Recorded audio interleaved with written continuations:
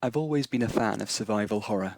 For me, the heightened vulnerability, suppressed agency, and scarce resources are ingredients that combine to create an experience I find irresistible. And of all the survival horror games out there, one has left an enduring impression on me.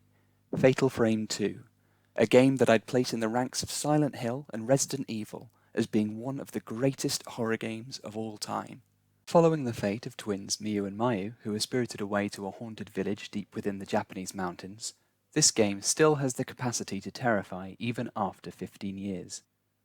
So today, I'll examine what makes this game so adept at evoking fear from the player, and I'll be using the game's opening chapter as a vehicle by which to explore these ideas. The first rule of thumb in survival horror design is to reduce player power in a bid to enhance player fear. The developers of Fatal Frame 2 clearly knew this, and so went about suppressing player agency in a number of creative ways. Nowadays, it's fairly common to allow players to manipulate the game's camera in relation to their avatar, but Fatal Frame 2 made use of something called predetermined framing, a technique that consists of fixing camera angles in immovable locations. I won't dwell on this technique too much, as it was fairly common practice in early noughties survival horror, but I will touch upon it briefly since I think Fatal Frame 2 has some of the most artful examples of predetermined framing out there. Take this example.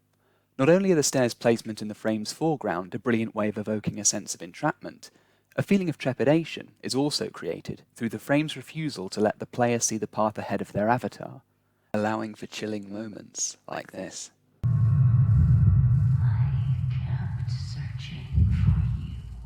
More than predetermined framing, it's the game's highly original manipulation of perspective that is its real genius.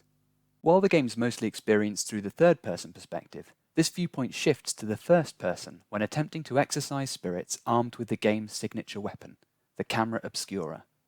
Forcing the player to switch from third to first person while fighting an enemy is a clever conceit, since the third person offers a broader field of vision for players, thereby empowering them through the enhanced contextual information provided.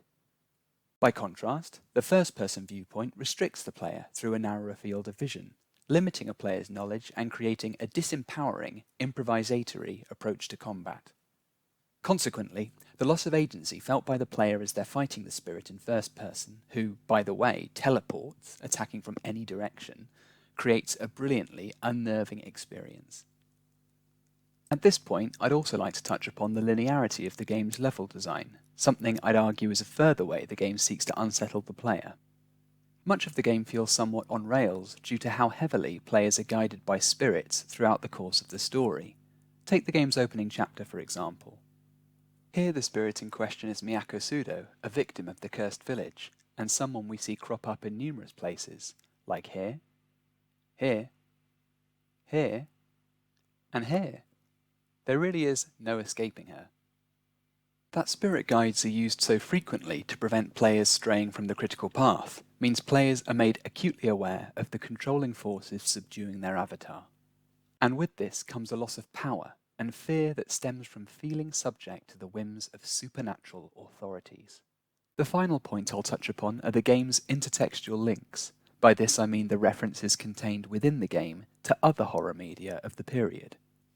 Throughout Fatal Frame 2, there are clear nods to J-horror classics of the time, like Hideo Nakata's Ringu, and the homage paid to these sources is most evident throughout the game's cutscenes.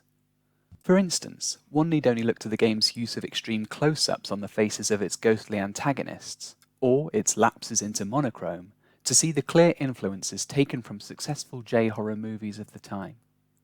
I'd argue that what makes these recognizable visual motifs so effective lies in the concept of something called emotion memory.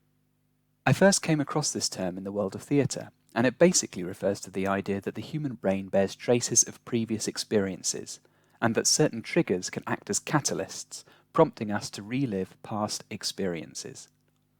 Coming back to Fatal Frame 2 then, it may be the case that when players well versed in J-horror see a visual motif they recognize, they feel an additional frisson of terror due to their recollection of previous fears resulting from other media. A bit of a long shot perhaps, but I think it's an interesting idea to consider.